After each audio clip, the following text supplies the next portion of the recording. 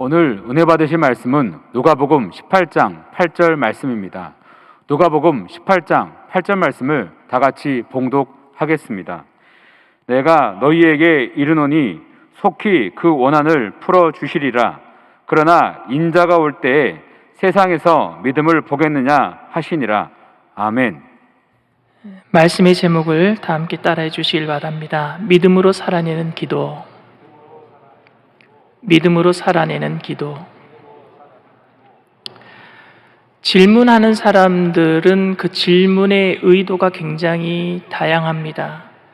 제가 설교할 때 중간에 질문한 적이 많습니다. 예를 들어서 예수님이 이 땅에 오셨는데 이미 하나님 나라가 임하였는데 왜 아직도 이 땅에는 고난과 아픔이 존재합니까? 라고 물은 적이 있었어요.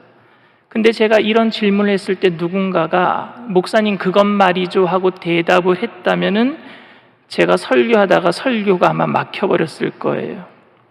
제가 그렇게 질문한 것은 답변을 요구한 것이 아니라 왜 그런 고난이 존재하는지 설명하기 위해 그 다음 이야기로 넘어가기 위한 수사학적인 질문이었습니다. 답변을 원하는 질문이 아니라 다음 이야기 줄거리로 넘어가기 위해서 제가 질문을 던진 거였습니다. 사도 바울도 당시에 방언으로 시끄러웠던 고린도 성도들에게 고린도전서 12장 29절 이하에 다 사도이겠느냐, 다 선지자이겠느냐, 다 교사이겠느냐, 다 능력을 행하는 자이겠느냐, 다 병 고치는 자이겠느냐, 다 은사를 가진, 다 방언을 말하는 자이겠느냐, 다 통역을 하는 자이겠느냐 라고 물었어요. 이는 그들의 답변을 구하는 질문이 아니라 자신의 논리를 전개해 가기 위해서 던졌던 질문이었습니다. 또 답을 원치 않는 질문 중에 다른 종류의 질문이 있는데 청중을 자극해서 합당한 반응을 보이도록 하는 질문이 있습니다. 제가 예를 들어서 예수님의 사랑에 대해서 설교를 열심히 했어요. 그런 다음에 질문을 던집니다. 주님의 마음이 느껴지십니까? 라고 물었다면은 그 물음은 성도 여러분들을 자극해서 주님의 사랑을 가지고 그런 마음을 가지고 이 땅에 죽어가는 많은 사람들을 사랑하며 살자라는 합당한 반응을 요구하는, 이끌어내는 질문입니다. 사도 바울도 로마서 6장 1절에 그런즉 우리가 무슨 말을 하리요? 은혜를 더하게 하려고 죄에 거하겠느냐라고 질문을 했거든요. 이것은 당연하게 죄사함을 받은 사람으로서 은혜에 합당하게 믿음으로 살아가야 되는 것 아닙니까? 라는 그 합당한 반응을 이끌어내는 질문이었습니다. 우리들에게 그런데 질문을 하는 사람이 답을 원하는 것인지 아니면 다음 이야기를 풀어가기 위해서 수사학적인 질문을 하는 것인지 아니면 내 삶에 합당한 반응을 요구하는 그런 질문인지 우리는 모릅니다. 그 질문의 의미를 잘 모른다면 애매할 경우가 많습니다. 왜냐하면 대화 중이라면은요, 목사님 그 질문이 이런 뜻이지요? 라고 물어보기라도 하겠는데 책이나 글 속에 지나간 이야기, 그런 질문이라면은요, 이게 무슨 의미인지, 답을 원하는 것인지, 합당한 반응을 원하는 것인지, 아니면은 그 다음 이야기로 넘어가기 위한 질문인지, 그 질문자의 의도를 모른단 말입니다. 애매하단 말입니다. 오늘 본문은 예수님의 질문입니다. 누가복음 18장 8절 본문은 어떤 질문, 어떤 의미일까요? 내가 너희에게 이르노니 속히 그 원한을 풀어주시리라. 그러나 인자가 올 때에 세상에서 믿음을 보겠느냐 하시니라. 주님께서 기대하시는 믿음을 이 세상에서 볼 수 없다는 의미입니까? 아니면은 믿음을 보일 수 있도록 힘쓰라는 의미입니까? 다양한 해석이 있어서 단언하기는 쉽지 않겠지만 그래도 주님이 말씀하신 의도를 짐작하기 위해서는요, 저는 문맥을 살펴보면서 어떤 의도인지 우리가 한번 살펴봐야 될 것 같습니다. 누가복음 오늘 18장 이전에 17장에는 세상에 임할 환난에 관해서 예수님이 말씀을 하셨습니다. 바리새인들이 예수님에게 하나님의 나라가 어느 때에 임하는지 물어봤어요. 그때 주님은 이미 예수님이 오심으로 하나님의 나라가 이미 임하였다라고 말씀했습니다. 그리고 그 이후에 다시 재림할 때에 어떤 일들이 벌어질지에 대해서는요, 제자들에게만 말씀하셨습니다. 예수님이 초림하신 다음에 다시 죽으셨다가 부활하셔서 천국 가셨다가 다시 오실 때에 그때에는 어떤 일들이 벌어지는지에 대해서, 예를 들어서 이렇게 표현하셨어요. 예수님께서 노아가 방주에 들어가기까지 사람들은 자기가 하던 일들을 계속하고 이 세상에서는 환난과 고난이 계속 있었다. 노아는 그것을 참고 견뎌내면서 100년 이상을 방주를 만들었어. 그런데 방주문이 닫힐 때까지 사람들은 그냥 자기 하던 일 했어. 이 얘기를 하셨어요. 그리고 롯이 소돔과 고모라가 멸망받을 때에도 그때 당시에 사람들은 자기 하던 일에 열중하고 있었어. 예수님께서 재림하시는 그날도 마찬가지야. 노아의 때나 롯의 때나 마찬가지야 라고 말씀하십니다. 그런 세상 가운데 노아와 아브람과 같은 믿음을 지키는 사람이 있었어 라고 예수님은 말씀을 하셨습니다. 이게 누가복음 17장 이야기예요. 그리고 나서 주님께서는요, 과부와 불의한 재판관에 대한 비유를 바로 드십니다. 이 비유는 누가복음에만 나오는데, 누가는 주님이 이 비유를 말씀하시는 것에 대해서 항상 기도하고 낙심하지 말아야 할 것을 가르치기 위해서 설명하고 있습니다. 누가복음 18장 1절이에요. 예수께서 그들에게 항상 기도하고 낙심하지 말아야 할 것을 비유로 말씀하여 라고 말씀합니다. 저는 오늘 이 비유에 대해서 오해가 많다라고 생각합니다. 이 비유는 낙심하지 말고 기도해야 할 이유를 말하는 것이지, 우리가 원하는 대로 기도 응답받기 위해서 어떤 방법을 얘기해 주는 것이 아니란 말입니다. 끈질기게 기도하면 우리가 기도 응답 받는다라는 방법을 가르쳐주는 기도의 방법을 이야기하는 것이 아닙니다. 그러니까 이 비유의 배경에는 환난과 종말의 때에도 주님의 오심을 기다리며 끝까지 믿음을 지키는 사람들이 있다, 노아와 아브라함처럼 그런 사람들이 있다라는 것을 잊어버리면 안 된다라는 것을 가르쳐주기 위함이에요. 이 비유에 등장하는 재판관은 여러분, 불의한 재판관입니다. 주님께서는 그가 불의하다라는 점을 강조하셨습니다. 불의한 재판관의 비유에서 주님께서는 불의한 재판관과 하나님을 비교하려고 하신 것이 아니에요. 그런데 우리는 불의한 재판관에게 끊임없이 요구하여서 자신의 소원을 이룬 과부처럼 하나님께 끊임없이 간구하면 자신의 소원을 이룬 과부처럼 우리들도 소원을 이룰 수 있다라고 생각을 합니다. 그렇게 되면 여러분, 하나님은요, 불의한 재판관보다 못한 분이 되십니다. 불의한 재판관은 하나님을 무시하고 공의에는 관심이 없는 사람이었습니다. 그가 어찌 하나님과 비교 대상이 될 수 있겠습니까? 그저 불의한 재판관은 과부가 자신을 귀찮게 하는 것, 성가실 뿐이었어요. 귀찮게 하는 것, 그게 성가실 뿐이었습니다. 누가복음 18장 4절에서 5절까지 이렇게 얘기합니다. 그가 얼마 동안 듣지 아니하다가 후에 속으로 생각하되 내가 하나님을 두려워하지 않고 사람을 무시하나 이 과부가 나를 번거롭게 하니 내가 그 원한을 풀어주리라. 그렇지 않으면 늘 와서 나를 괴롭게 하리라 하였느니라. 과부가 나를 번거롭게 하니까, 그렇지 않으면 원한을 풀어주지 아니하면 날마다 와서 나를 괴롭게 할 거니까 내가 그 원한을 풀어줘야 되겠구나. 그런데 하나님은요, 우리가 계속 기도하면 귀찮아서 들어주시는 분이십니까? 재판관은요, 그 말대로 불의하고 못된 사람입니다. 공의를 위해서 과부의 원한을 풀어준 것이 아니라 자기가 귀찮아서 들어주겠대요. 과부가 불쌍해서가 아니라 자신의 편의를 위해서, 자신 편하자고 들어주는 겁니다.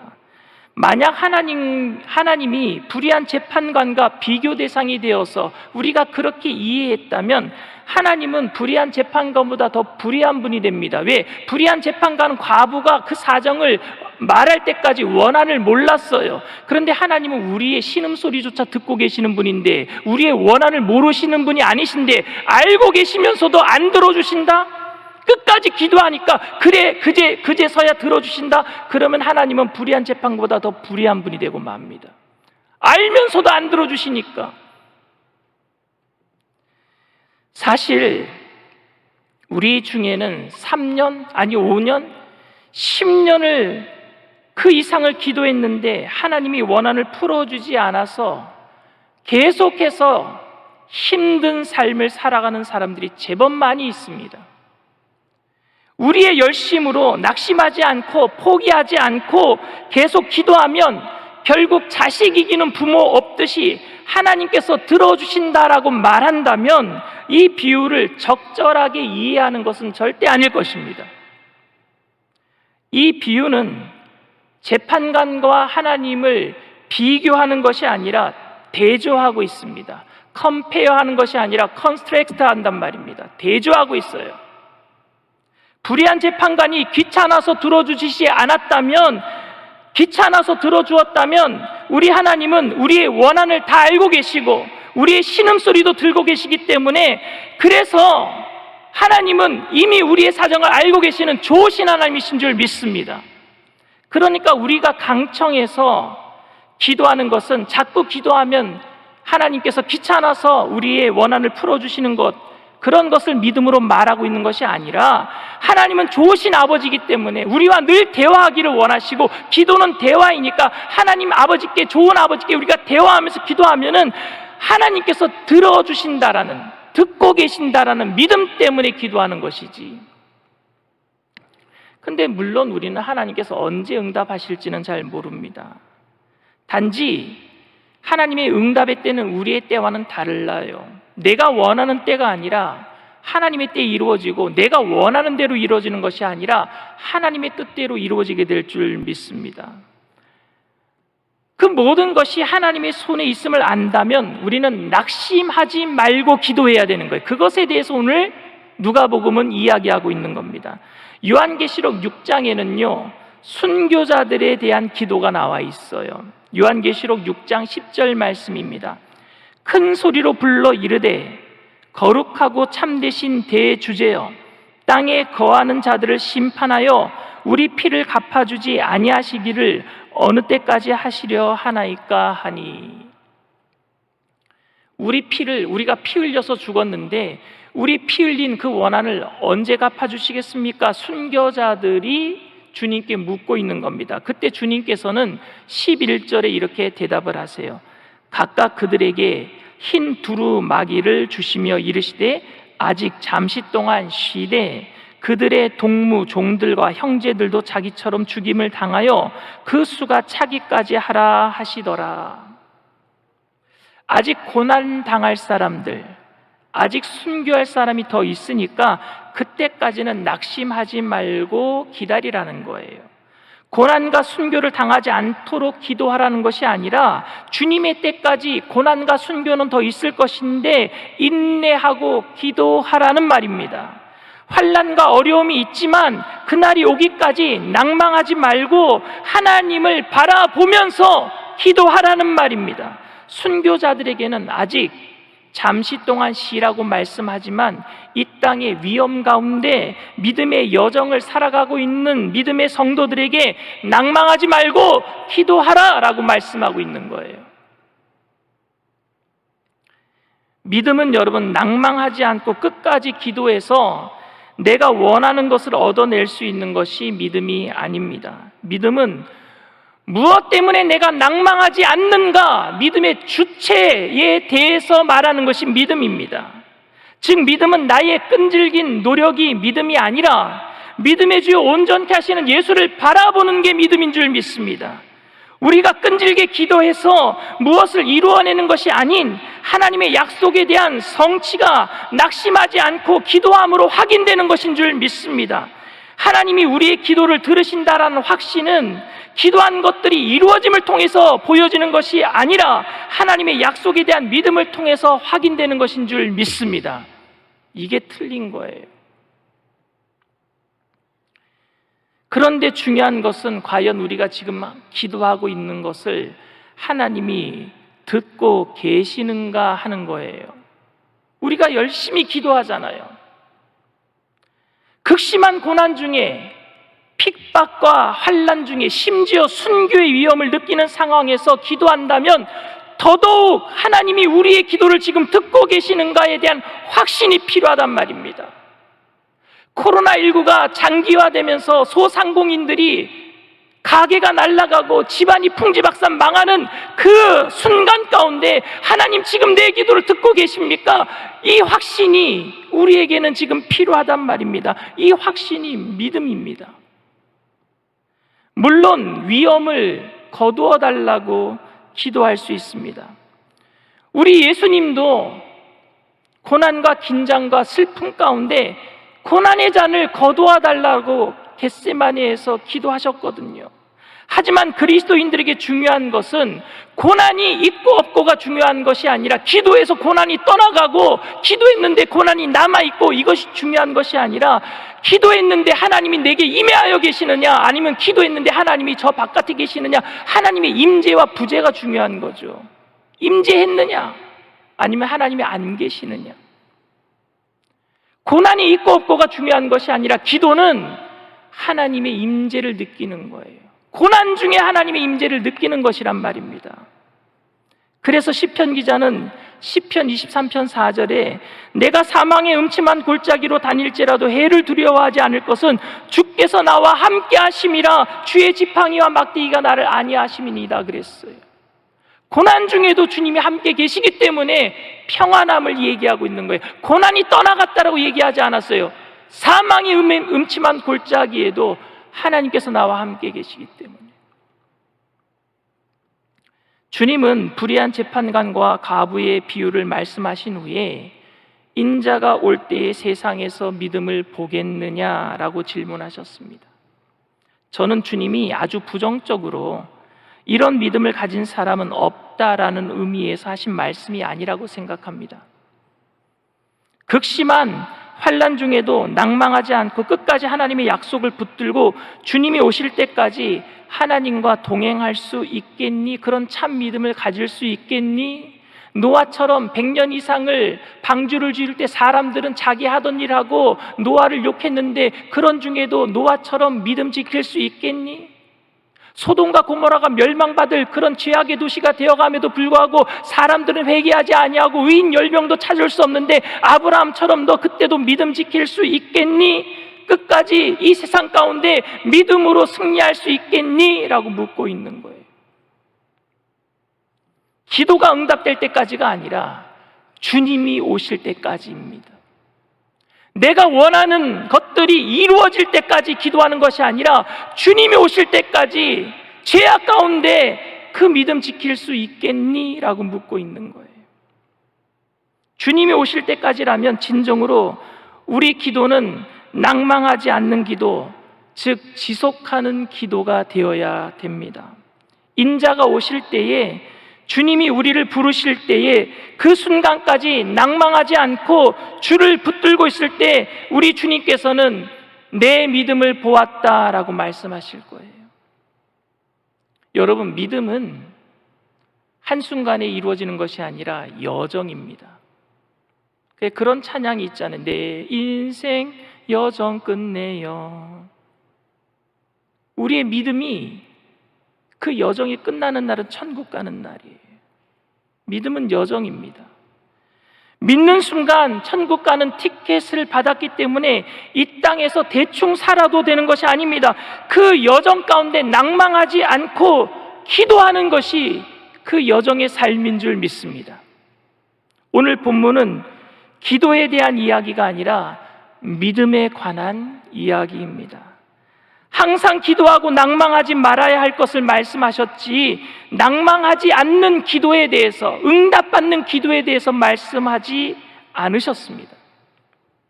주님께서 이 비유 끝에 믿음을 보겠느냐라고 질문하셨기에 결국 주님이 말씀하시고 싶어 하셨던 것은 기도가 아니라 믿음입니다. 항상 기도하는 믿음, 낭망하지 않고 기도하는 믿음 말입니다. 하나님의 약속을 믿고 예수 그리스도의 다시 오심을 기다리며 살아내는 믿음 말입니다. 우리는 왜 고난 앞에 초연할 수 있는 믿음이 없는가 탄식할 때가 많아요.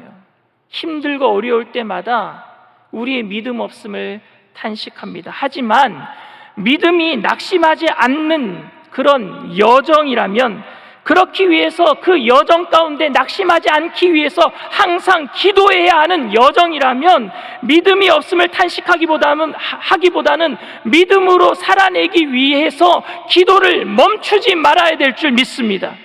믿음으로 살아내기 위해서 기도를 멈추지 말아야 되는 거예요. 그래서 항상 기뻐하라, 쉬지 말고 기도하라, 주님 말씀하신 거예요.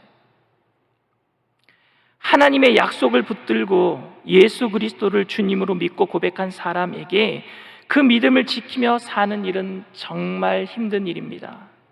끊임없는 유혹과 의심에 빠지고 흔들리는 약한 우리의 모습에 다가오는 고난과 역경은 너무 극복하기 힘들 정도로 우리에게 중압감으로 다가옵니다. 그렇게 살아야 하는 제자들에게 우리 주님은 불의한 재판관과 과부의 비유를 말씀하시면서 내가 다시 오는 그날까지 이 땅은 환난과 고난이 더욱더 심해질 텐데 그때까지 너희들 기도하면서 믿음 지켜나갈 수 있겠니? 라고 말씀하시는 거예요. 과부처럼 낭망하지 말고 끊임없이 그 불의한 세상 가운데, 불의한 재판장 가운데 계속해서 기도하면서 그 믿음 지켜나갈 수 있겠니? 라고 묻고 있는 거예요.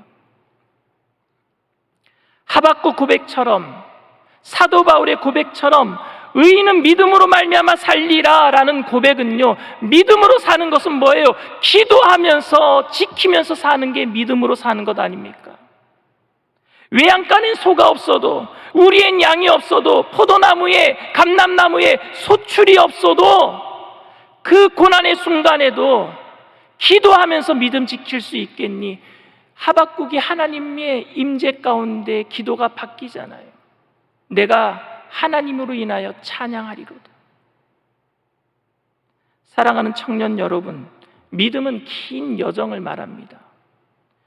기도로 주님의 뜻을 바꾸고 내 뜻을 관철시킬 수 있다라고 오해하여서 주님을 불의한 재판관으로 만들지 마십시오.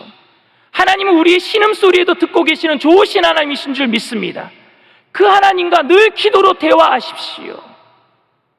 주님 다시 오실 때까지 이 땅은요, 고난의 연속일 거예요. 이 땅은요, 불의함의 연속일 겁니다. 이 땅은요, 여러분들의 원한을 풀어주지 못하는 불의함의 연속일 거예요. 그때 우리는 기도해야 합니다. 왜 기도해야 되느냐? 끊임없이 기도하면 하나님이 못 이기는 척 응답해 주시기 때문에 기도하는 것이 아니라, 그렇게 기도함으로 인해서 우리는 믿음을 지켜나갈 수 있기 때문이에요. 주님 오시는 그날에 우리들에게, 나그네처럼 살아가는 우리들에게, 우리 인생 여정이 끝나는 그날 잘하였도다 착하고 충성된 종이라 모두 다 칭찬받게 될 줄 믿습니다. 주님 다시 오실 줄 믿습니다. 주님 다시 오셔요. 주님 오늘 우리에게 말씀하고 계세요. 고난 가운데 있는 우리에게, 그 고난 가운데 우리의 원통함을 풀어달라고 기도하고 있는 우리들에게 말씀하셔요. 내가 다시 올 때 믿음을 보겠느냐? 저 여러분 모두가 이 믿음의 여정 가운데 기도함으로 믿음을 지켜내서 환난과 고난을 뛰어넘는 노아처럼, 아브라함처럼 그 악이 만연한 시대 가운데서도 주님이 찾으셨던 그 한 사람 의인으로, 주님 앞에 그 믿음 지켜내는 한 사람으로 쓰임받게 되시기를 주님의 이름으로 축원을 드립니다. 문제가 있으신 분은 가슴에, 아픈 곳이 있으신 분은 믿음을 가지고 아픈 곳에 손을 얹으시길 바랍니다. 사랑과 은혜가 풍성하신 좋으신 하나님, 우리의 사정 아시지 않습니까?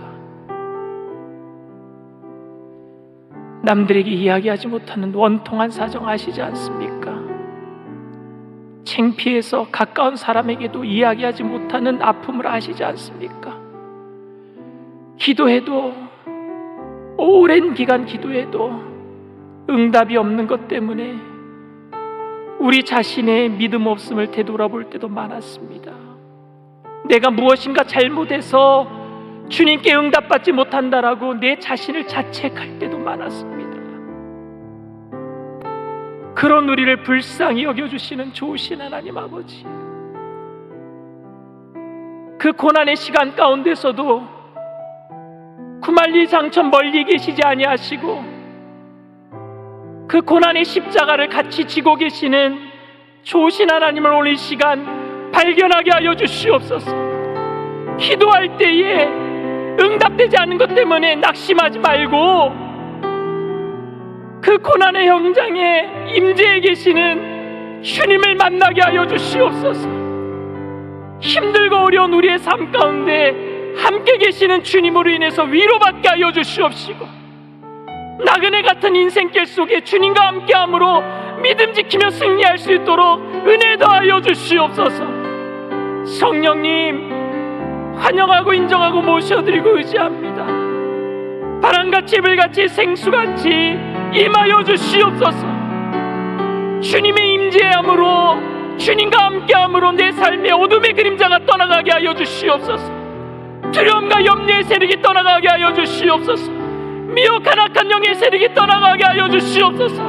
세상이 감당하지 못하는 믿음의 사람으로 우뚝 세워지게 하여 주시옵소서. 나사렛 예수의 피로 명하노니 우리 청년들을 해방하는 의감의 세력, 미혹한 악한 영의 세력을 한 길로 왔다 일곱 길로 도망갈지어다. 묶임을 받고 떠나갈지어다. 낙심하게 만들고 낙담하게 만들고 포기하게 만드는 미혹한 악한 영의 세력은 떠나갈지어다. 주님이 우리의 소망의 이유가 되십니다. 주님 한 분만으로 만족합니다. 주님 아버지 하나님, 오직 의인은 믿음으로 말미암아 삽니다.